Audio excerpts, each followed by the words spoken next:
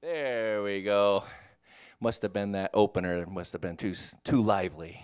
That's good. Anyway, we're great. Welcome to Unity Orlando. Our opening statement this morning is, God is my all, I know no fear, since God and love and truth are here. Let's all affirm that together. God is my all, I know no fear, since God and love and truth are here. All right, let's all close our eyes, take a nice deep breath in, and let's affirm that together in the silence.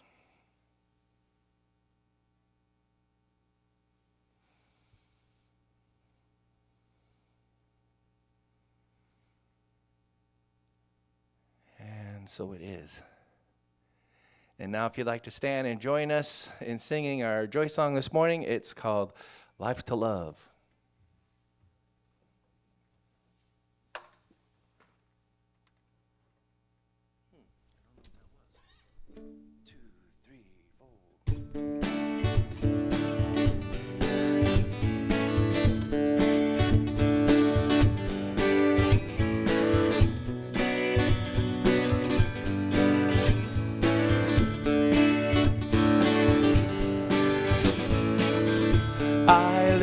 My life to love. I live my life to love. I'll sing it twice to be sure of. I live my life to love. I live my life to love. I live my life to love. I sing it twice to be sure of. I live my life to love. I've arrived to make things go. I can let God's love flow. Live and move so I can grow. So I can grow. I give my life to love. I give my life to love. I'll sing it loud to be sure of. I give my life to love. I can strive to let things go. I allow everything to flow. Live and move so I can grow. So I can grow. I shine my light to love. I shine my light to love. I'll sing it bright to be sure of. I shine my light to love. I'm gonna take it nice and slow. I'm gonna get my ducks in a row. Live and move so I can grow. So I can grow. I live my life to love. I live my life to love. I'll sing real loud to be sure of. I live my life to love. I live my life to love. I live my life to love. Thank you. You may be seated. Good morning, Unity Orlando. How is everybody today? Good to see you. I'm Susan Francis. I'm your platform person today. Do we have any visitors? I don't think so. I recognize each and every one of you. And welcome to everyone online, and I'm so glad you're here in person as well. If you're feeling the call for a deeper spirituality, perhaps you might consider becoming a prayer chaplain. We teach you the basics and walk you through this new phase of prayer life. An informal orientation meeting, will be held on Sunday, March 6th, following the 12 o'clock service. We'll meet about 12:30 here in the sanctuary. So if you're interested, please join us. There's a brochure on the credenza in the back. It's a wonderful experience to be a prayer chaplain. I think I'm going on my 4th year now, so join us if you'd like. The food drive continues. You can bring non-perishable food items for our food drive either Sunday morning or Tuesday from 10 to 3 o'clock, or you can contact Curtis Coaxum for a pickup. If you need food or know someone who does, please contact Curtis, and his number's on the website.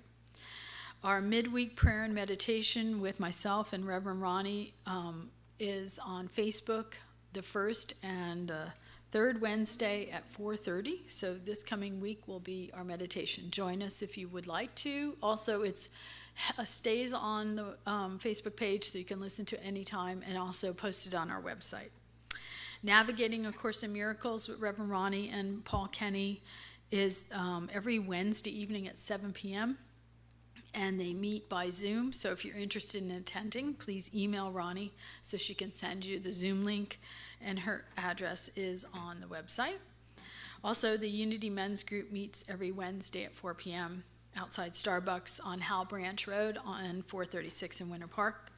Join them if you'd like. And then, as a reminder, Meyer Hall is open, so you can join us for food and fellowship afterwards. Reverend Bob's lesson this morning is It's Alive, but as you know, I have to tell you a little story first. So little Johnny and his family were having Sunday dinner at his grandmother's house. Everyone was seated around the table as the food was being served, and when little Johnny, not my husband, but little Johnny, received his plate, he started to eat right away. And his mother said, "Johnny, please wait until we say our prayer." "Of course," he says, "I don't have to." And his mother said, "You must. We always say a prayer before we eat at our house." And little Johnny said, "Well, that's our house. But this is Grandma's house, and she knows how to cook." So, anyway, I'm going to turn it back over to Brian and the music department. Well, thank you very much, Susan. Always good to hear a good story in the morning from you. And here's a song that I don't exactly know when I wrote this. It's a while back. I don't keep track of it. I just keep writing. But this one is called Spirit Wanders. And it's got a really, the one that makes this song is a really cool chord in the chorus. And see if you can pick it out. I'm sure you will.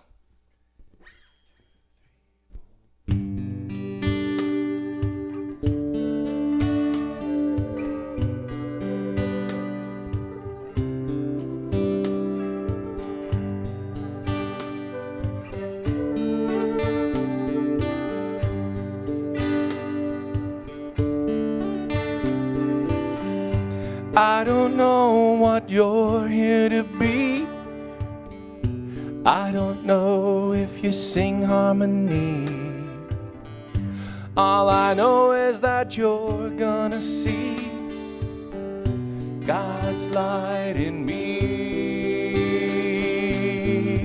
I don't know if I'm wrong or right. All I know is that I live in the light. Let it shine long and bright, God's light in me.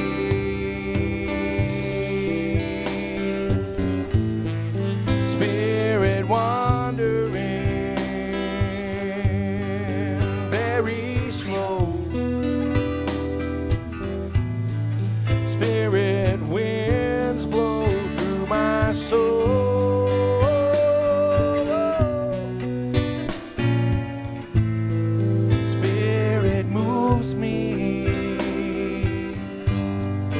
This I know, Spirit grows deep in my soul.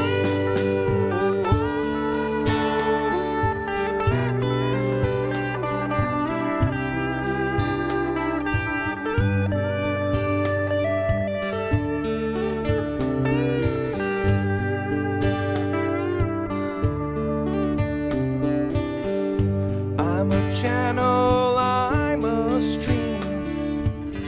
I'm just a river flowing through a dream. I'm alive and I will survive with God's light through me.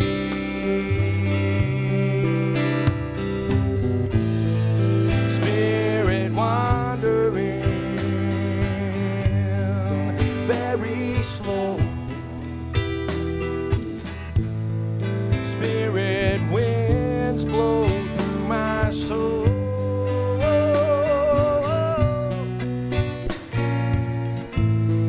Spirit moves me. This I know. Spirit grows deep in my soul.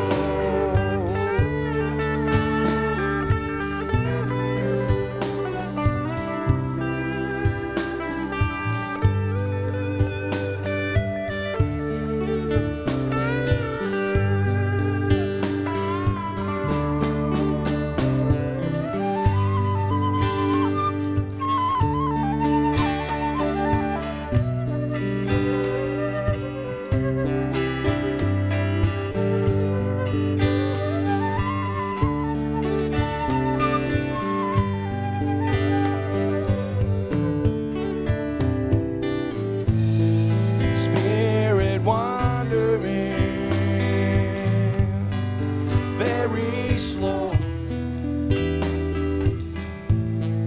Spirit winds blow through my soul.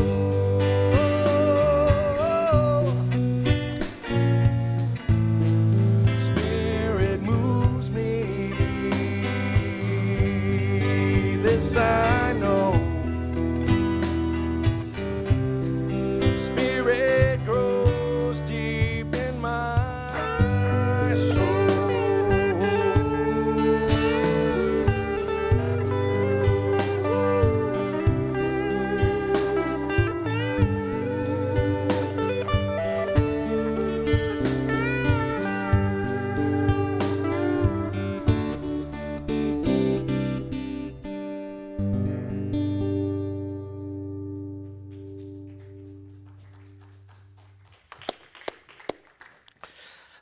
That was wonderful. That was beautiful.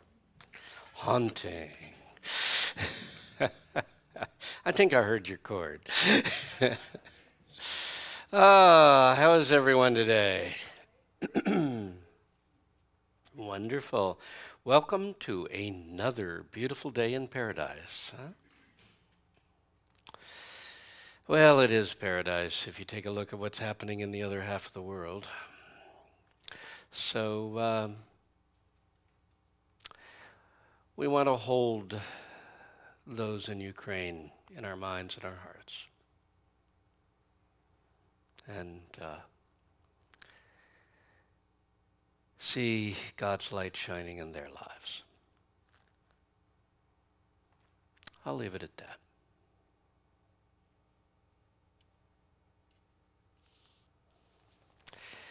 Today we're going to talk about it's alive. Oh, I kind of chose that one because, you know, it's the classic line in so many horror movies. Ah, it's alive! Like they didn't know it was going to be alive. It's come back to life. Okay, it's alive.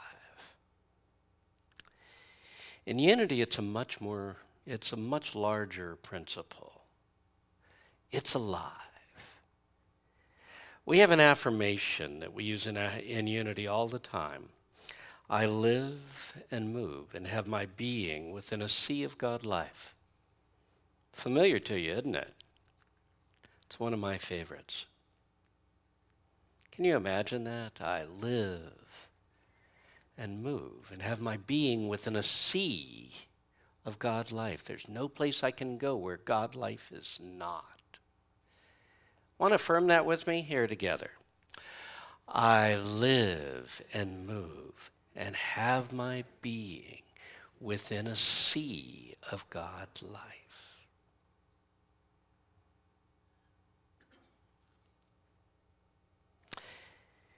If you think about it, you know, first off, I can tell you, every time I say that, I feel good, don't you?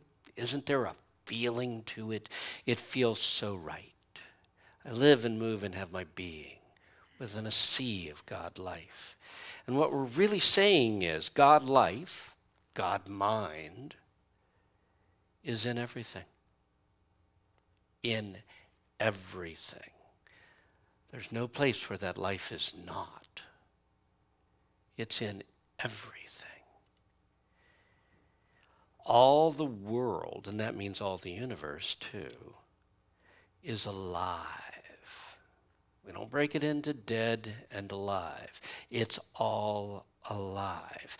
And because it's alive, it responds to whatever we're radiating. Life communes with life. Life works with life. Life coordinates with life.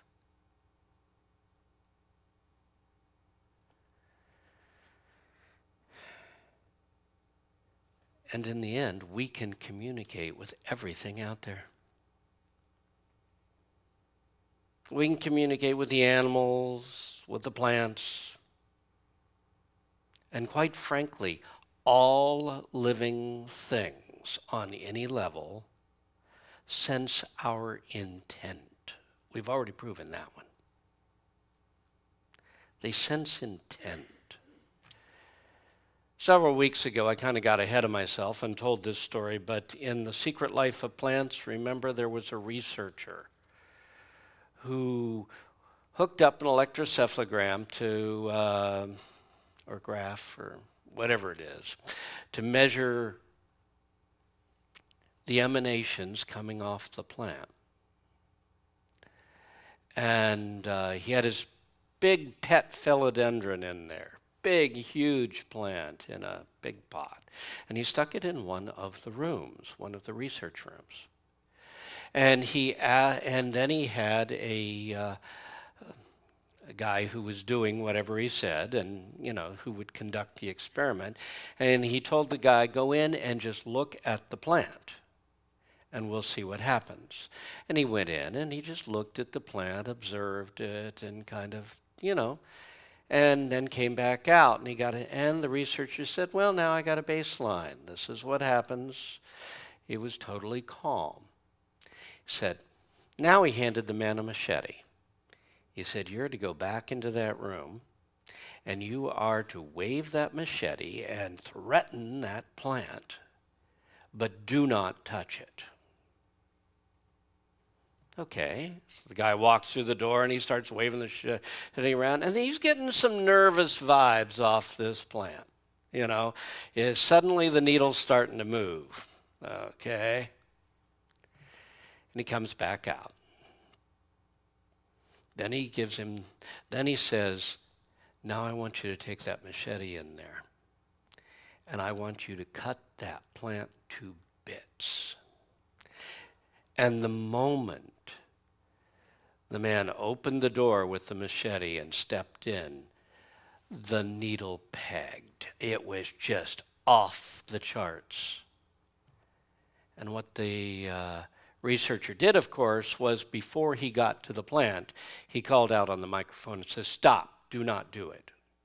And immediately it let up. The bottom line is, he concluded, the philodendron knew the man's intent. He could tell the difference between when he was just threatening and when he really was going to cut it to shreds. So he determined the plant was sentient. It was aware of its surroundings. This is something we give to life. And so he thought, I wonder which part of the plant is sentient. And he started doing all kinds of things in order to figure out which part was the sentient member of the plant. And his final conclusion at the end of his research was sentience goes at least to the cellular level and possibly to the atomic level. That the very atoms of the plant were aware of intent. It's alive. We live and move and have our being within a sea of God life, and everything is permeated with that life. A number of years back, there was a book that came out with a lot of pictures in it. It was by a Japanese guy, Masaru Emoto. It's called The Hidden Messages in Water. And what he did was place intent on little, petri dish, upon petri dishes, he would put in one little beaker or whatever it was that he had his water in, he would put a label on it that said, I love you. And another, he put a label on it that said, I hate you. Now, this label doesn't change the water. It's taped to the outside. But it does state an intent that is placed upon this water. It is the researcher's intent. And when he took his pictures, the picture of the water as it looked under a microscope, in I Love You, it was the most beautiful, gorgeous layout of crystalline structure. It was utter beauty. And the one in I Hate You was mangled, corrupted. It was the structure of the water was actually distorted and ugly. And I had like hundreds of these pictures with different intent, different words attached to them. The whole universe responds to your intent. It's all alive. We keep trying to say things are dead. They aren't. It isn't a dead rock. How about the flow of events? You realize that the flow of events changes as your consciousness changes. That means the way the creative principle moves through your life and the way things come to you are altered by your consciousness. They're responding to your consciousness. The very flow of events is alive. So often we want to make God out to be this huge machine. It's not a dead machine. Quote, no, machinery is not dead either. It's not a spiritual slot machine. People have talked about that. You know that candy bar machine. Stick in your quarter, get out your candy bar. What era did I come from? Okay. It ain't a quarter anymore. But the bottom line is stick in your change and out comes the candy bar. And we think stick in your prayer and out comes your answer. No, this is alive. The flow of events is forever interacting with you and your mind, your thoughts, your intent, your feelings. It's interacting with you. It's alive.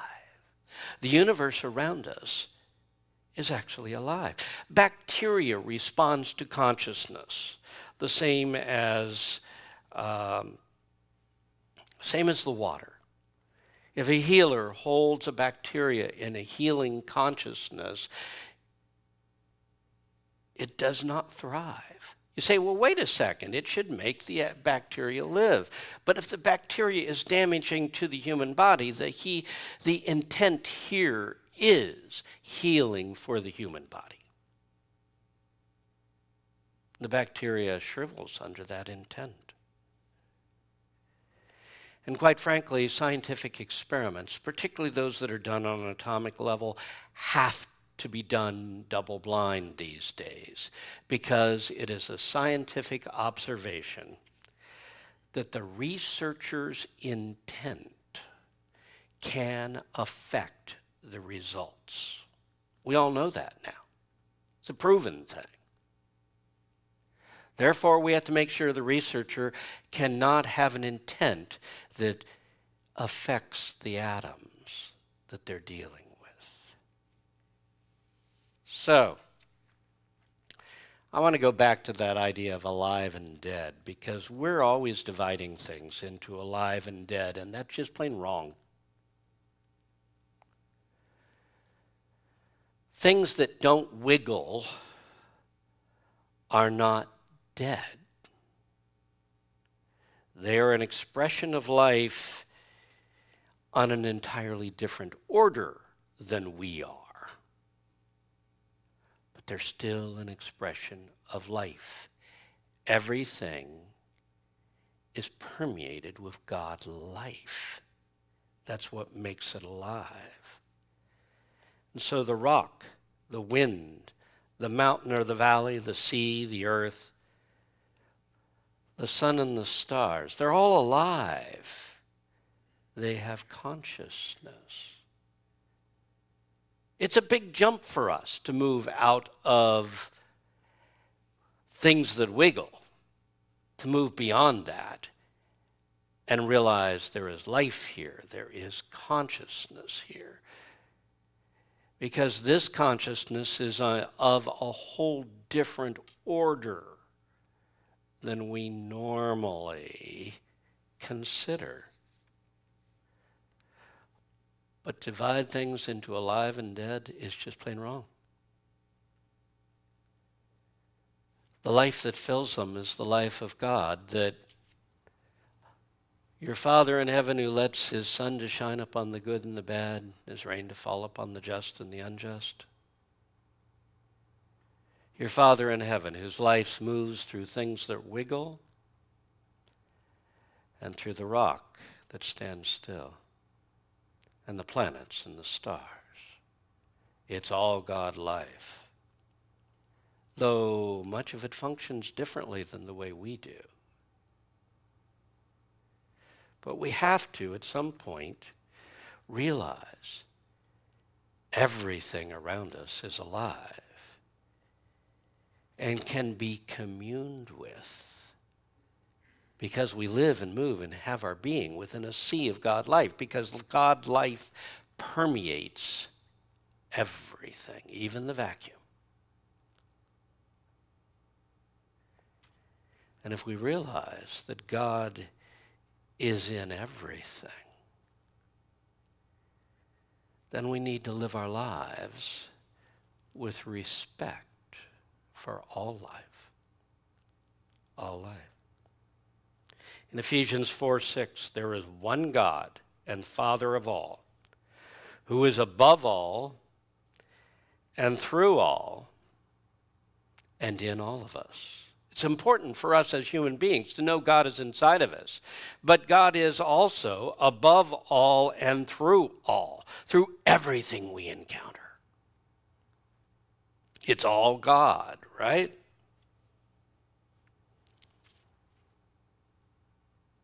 Those in the Old Testament understood. God moved through it all. Psalm 96, 1 and 12. Sing to the Lord, all the earth, and let the field be joyful, and all that is therein. Then shall all the trees of the forest rejoice. In Isaiah 55:12. The mountains and the hills shall break forth before you into singing, and all the trees of the field shall clap their hands. You may have to tune in and commune to get this, but it is happening. If you can commune on that level, if you can set up a relationship with those things that function very differently than we do. In Job 12, 7 through 9, ask now the beasts, and they shall teach you.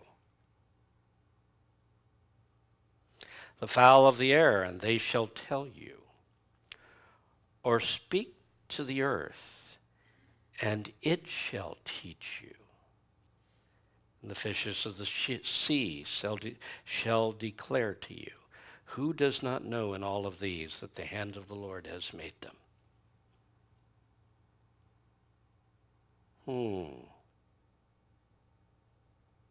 Ask the beasts, and they shall teach you.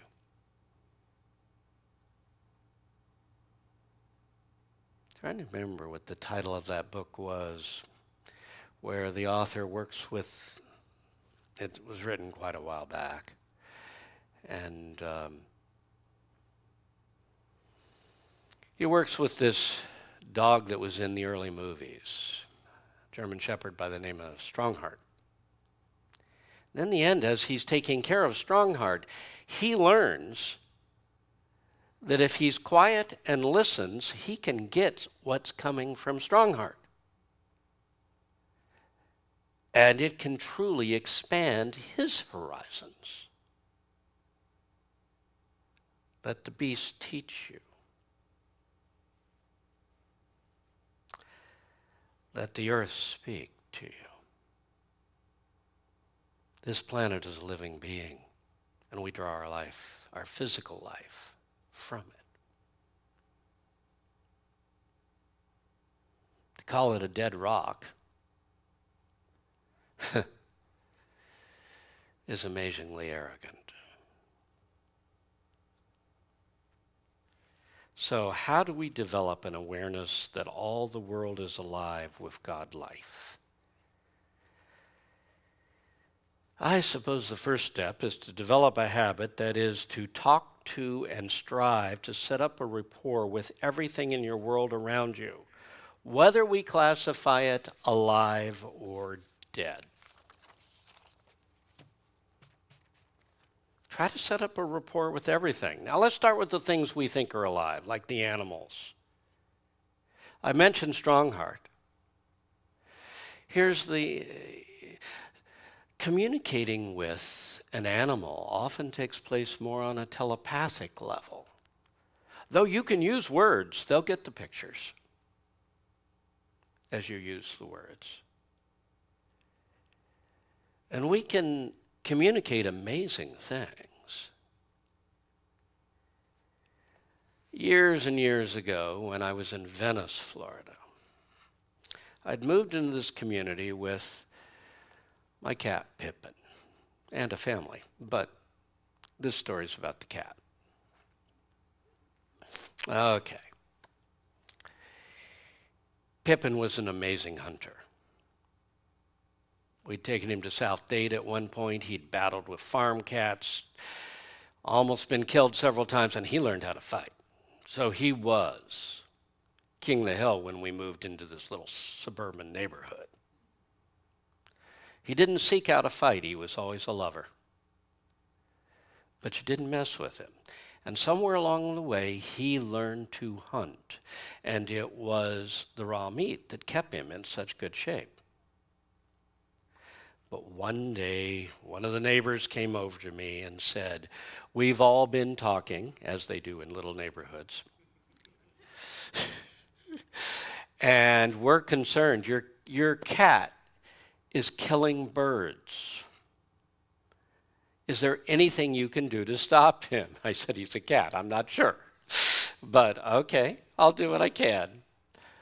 So I went into the front yard and I sat on the ground with Pippin. And I talked to him for about 20 minutes. And I explained to Pippin. I said, "Pippin, I know you need your fresh meat. That's what keeps you strong. I get the idea. That's got to be part of your diet. But the neighbors are going crazy, and you've got to never kill a bird again. You've got to quit killing birds. You just cannot kill the birds." And after that talk, Pippin never killed another bird in his life. He did commit genocide on squirrels. They're much harder.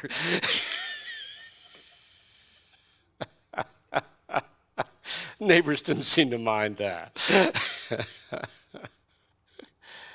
But I was often amazed. He never killed another bird. Animals respond if you literally do try to reach out to them instead of try to command them, but try to actually commune with them. Dave and I were in Yellowstone. My friend Dave, who's now gone, but years and years ago, we went to Yellowstone National Park. And we had decided we were interested in approaching a buffalo. We got out, and this buffalo was 200 yards across the field laying down, one lone buffalo. And Dave looked at me and says, "You want to be stupid?" And I said, "Yeah, I do." And we made our way across. And he's eyeing us as we're coming across the field toward him. And suddenly his eyes flare a little bit. He says, "I think we're too high standing." So we went down on our knees and we crawled. And we'd crawl a distance, and then when he looked like he was flustered, we'd stop, be peaceful, and essentially commune with the buffalo. And when he calmed down, we'd call closer. And then if he got agitated, we'd stop and we'd commune with him for a while. Until we got within 15 foot of this buffalo. I got a nice picture of Dave right up against them, because I was right behind him. I had the good spot.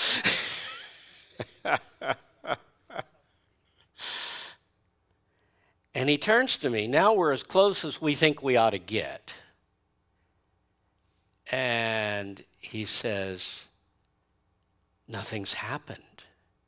It's been all peaceful. So he says, I'm going to stand up. And when I do, I think he's going to stand up.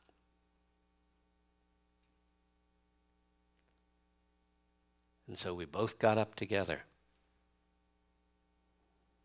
And he just kind of looked at us and remained calm.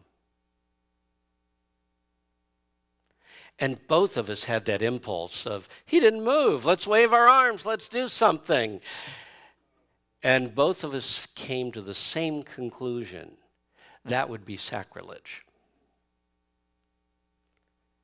We have communed with this buffalo enough to get his trust. And so we slowly backed off and left him alone. You can commune with the beasts on a deep inner level until you have a bond with them. You can do the same with plants. Plants respond to praise and condemnation. We've already had Peter take that one that came out of Secret Life of Plants, go home and work on his 2 leaves and prove it. You know, for a while oh yeah, here we go, it's still here. The one that all shriveled up and the one that stayed in fairly good shape.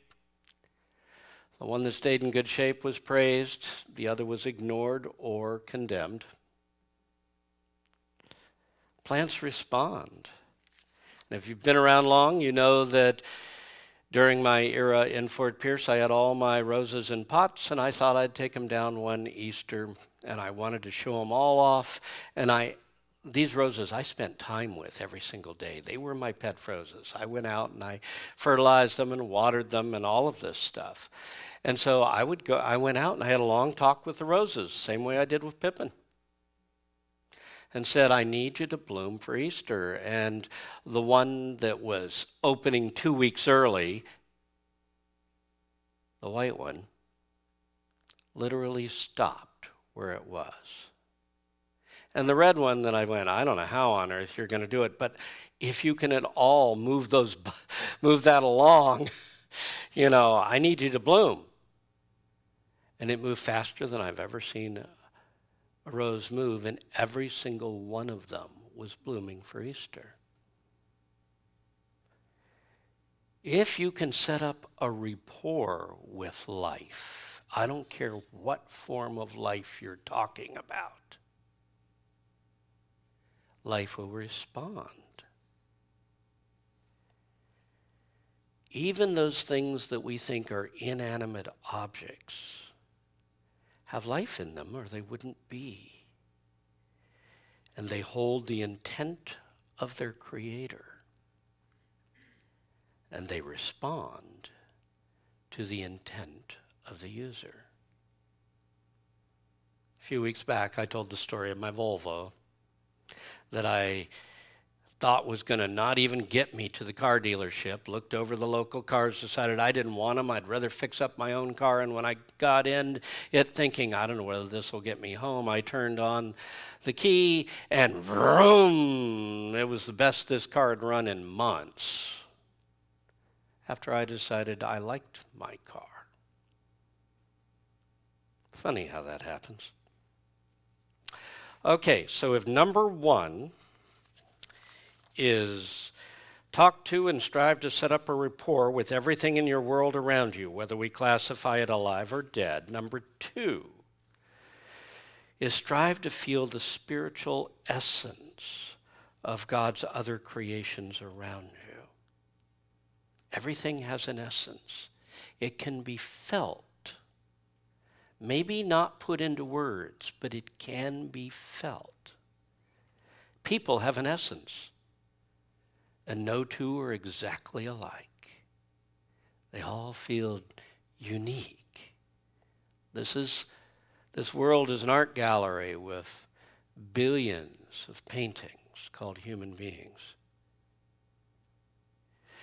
But yes, we can get into the idea that you can feel the essence of another human being. Can you feel the essence of a tree or the plants around you?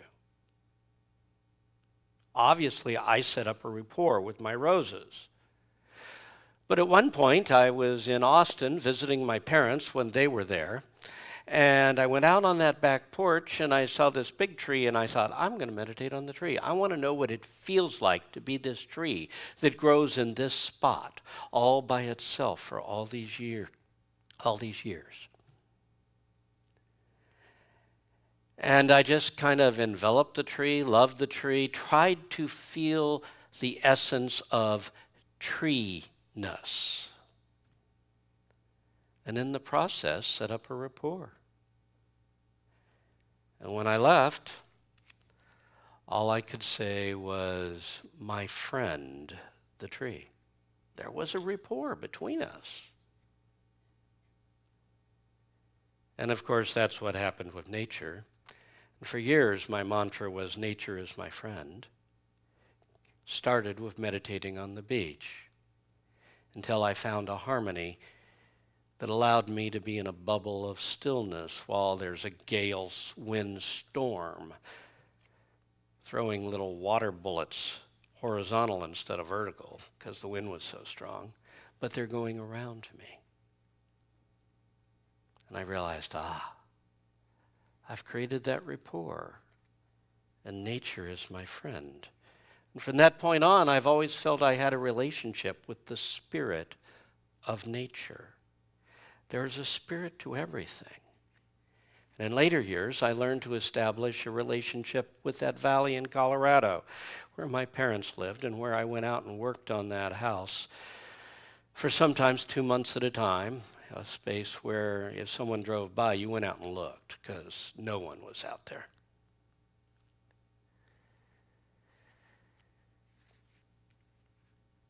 And that spirit became my friend. And when I went back after being gone for years, I reached out and I said, are you still there? And I could feel the response. But having your best friend in Colorado when you live in Florida doesn't sound like a good idea. So now that I live on a little lake, I'm tuning in and trying to commune with the spirit of the lake, the spirit of the community where you live, the land upon which your house is located. Can you feel the emotion of the wind? The wind is alive. It's not just dead atoms floating around. There's a life to it. It's on a different level. It's a different order of life. But can you stand out in the wind and just absorb the energy out of it? Feel the emotion of that wind and take in the energy. And can you commune with the earth? This is your physical source, this planet. This is where we draw our life. Mother Earth. There was a science fiction writer by the name of Susan Kuhns who wrote a whole series called the Living Planet series. People learning to communicate with the planet they were on. Now, I just read an article the other day and I found it intriguing and I had to laugh when I finished it. It says, scientists have concluded there really is such a thing as planetary intelligence. But the Earth doesn't have any. Oh, I found that hilarious. Of course the Earth does. If you can't tune into it, you have my compassion. The earth is alive. It's a living being. And what about the sun and the stars? Well, they're just chemical reactions, right? Or hunks of rock, the planets. No, they're all living beings on a higher level than we understand. functioning in a different time span than we can conceive of. But they're living beings. I'll always remember a dream I had. I was in my younger years at that time. But I had the dream that I was glowing in light. I was like, wow, look at this. In the dark, in my bedroom, I'm glowing in light, and that was my dream. And in that dream came that voice that only comes every once in a while, and it usually means I'm being taught. And that voice said, can you imagine how brightly you would have to glow to be a star? And I've never been able to look at stars as just dead chemical reactions since. It's alive in a different way than we understand. I get that. But they're alive. They're celestial beings in their own way. So, strive to establish a relationship with an entirely different order of life.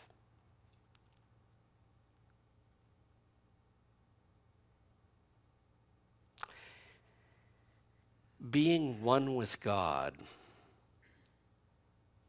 is a different order of life. It's like the fish communing with the ocean. It is the individual communing with the whole. When you say, I am one with God, for a moment, you are trying to merge your consciousness with the whole. And that's the key to living on these higher levels.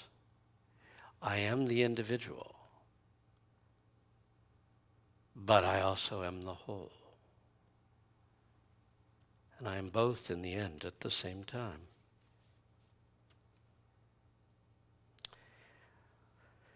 Well, the fourth one is to travel through your life with respect for all life. It's all God. God is in everything, or it doesn't exist. For something to exist, it has to have God light, God life inside of it, for it to take form. And if you're going to say, I love God, if you follow that very far, you'll realize you are jumping a dimension in your relationship. You are having a relationship with something that is way beyond your dimensional understanding of life. You or the individual are declaring a relationship with the whole. There's probably nothing more powerful. When you pursue God as beloved,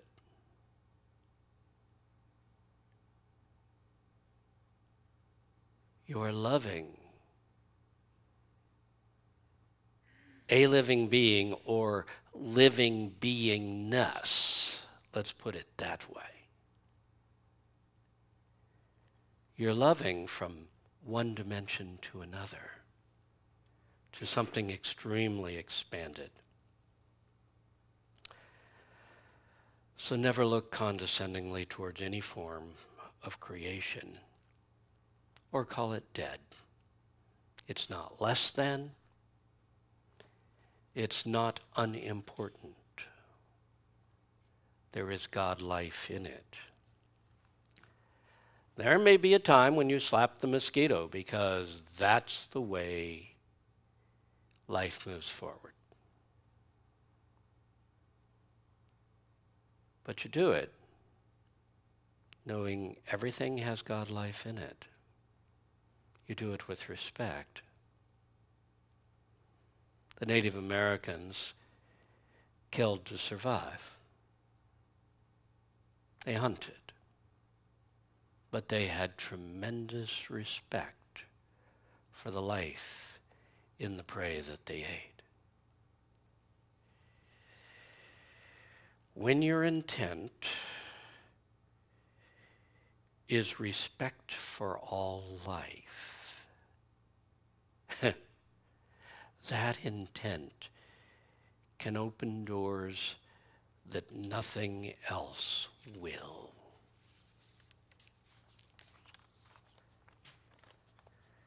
We live and move and have our being within a sea of God life. Don't keep that abstract. Experience it with depth. Your life will be rich and full if you realize that everything around you is alive, if you talk to everything and strive to set up a rapport with everything you encounter in life, if you treat all life with respect and love, if you encounter life with a consciousness of goodness, so it can sense your intent for goodness, and respond in kind. Let's close our eyes. Let's realize I live and move and have my being within a sea of God life. I live and move and have my being within a sea of God life. There is no place I can go that God is not. God is all around me, everywhere present. But more than that, I now turn within. And that same presence of God life is within me. Feel God's spirit of life there at the center of your being, emanating out into your body, your mind, your feelings.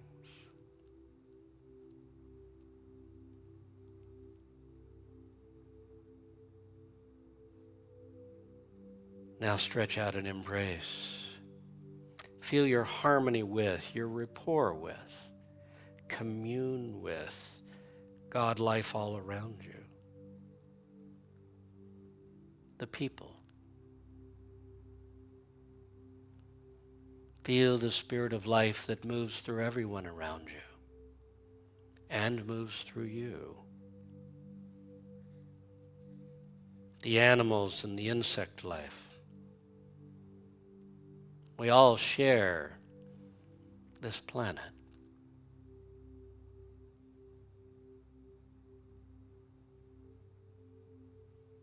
And if we show respect, we can commune with every part of life and coordinate with it.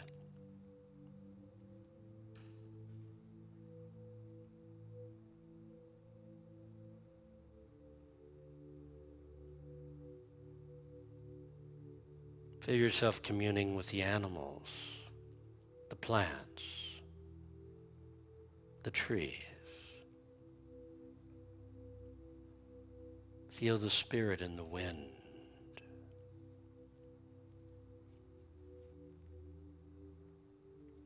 And the energy that flows into you from the land under your feet.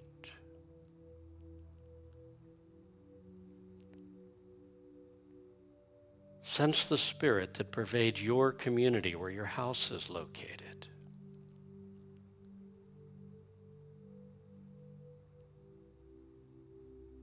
There is a feeling to it, an essence to it.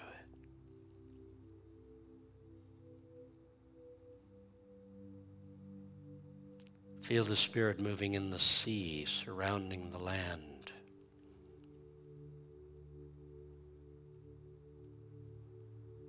And reach out to that wonderful living being we know as Mother Earth,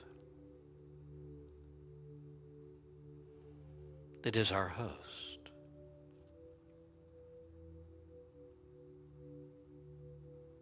And feel the glory of the sun and the stars and the very expanse of the universe. It's all God.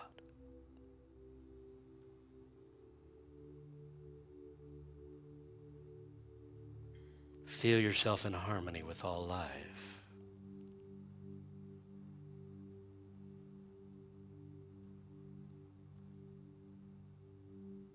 And let your intent be to honor and love all life.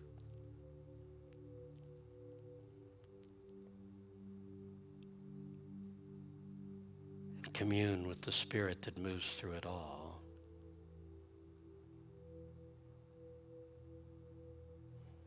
I live and move and have my being within a sea of God life.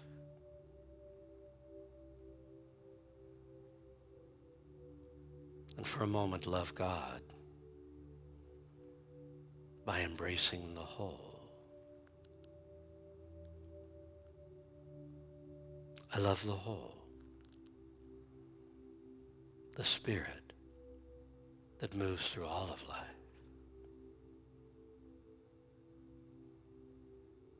Father, for the joy, the ecstasy of loving you,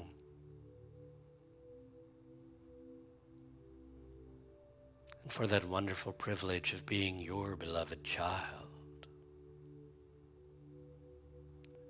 we each are truly grateful.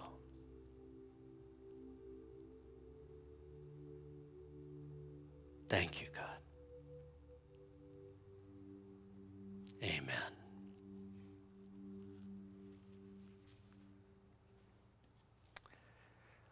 If the usher will come forward, we'll prepare for our offering.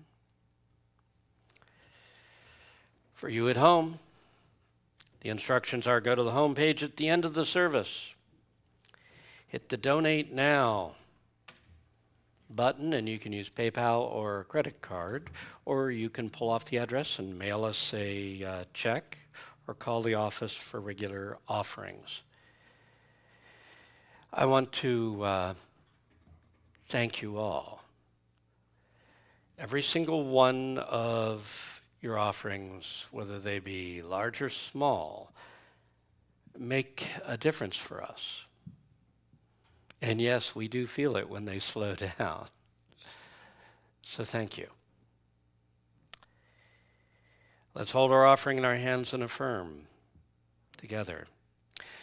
Divine love, through me, blesses and multiplies all the good I am and have, all the good I give and receive. Thank you, God. Amen. It's all yours, Brian.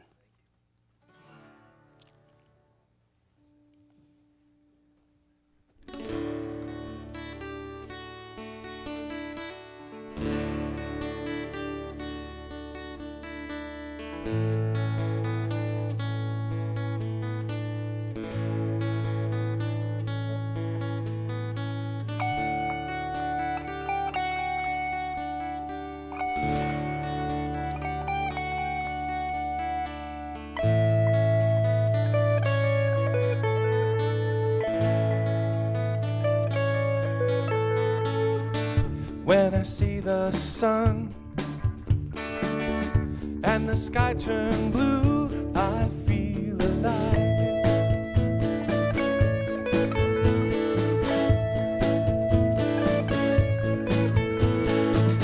And when I feel the earth breathe under my feet, I feel alive.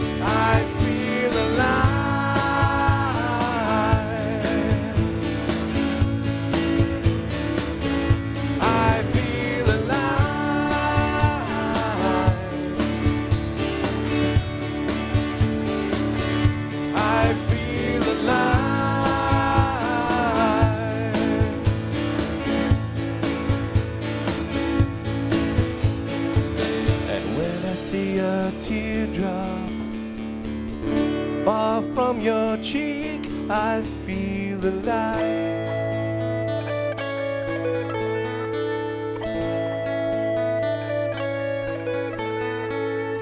And when I see the darkness swallow up the light, I'll feel alive.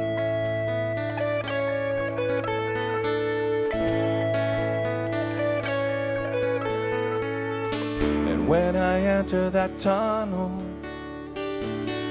and move towards the light, I'll be alive.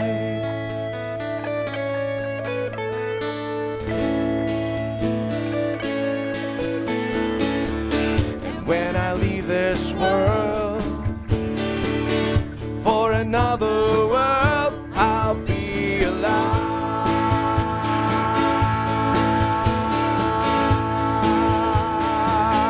I'll be alive.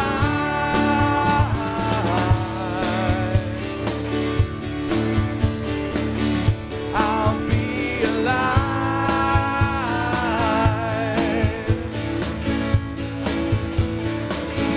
I'll be alive.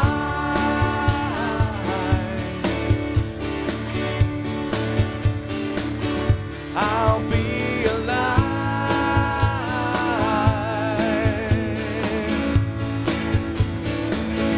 And I'll live on. I'll live on. I'll live on. I'll live on. I'll live on.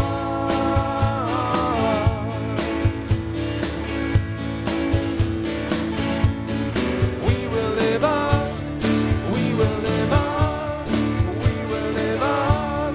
We will live on. We will live on.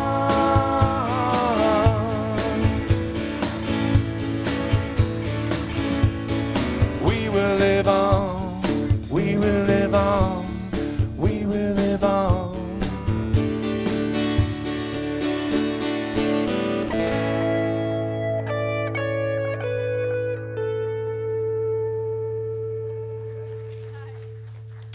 Ah, there we go. Ah. If you were listening to today's talk, you understand why this is my favorite song of everything you sing. Always has been. Ah, thank you for singing it today. Yes, as soon as the title came up, It's Alive, everybody said, oh, I wonder what Brian's going to sing.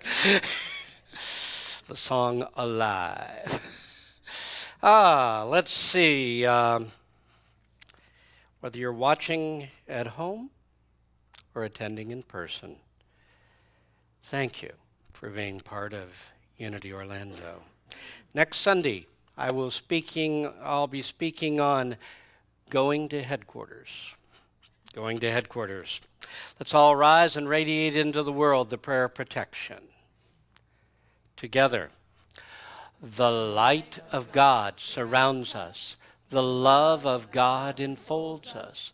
The power of God protects us. And the presence of God watches over us. Wherever we are, God is, and all is well. God bless you all. Have a wonderful week.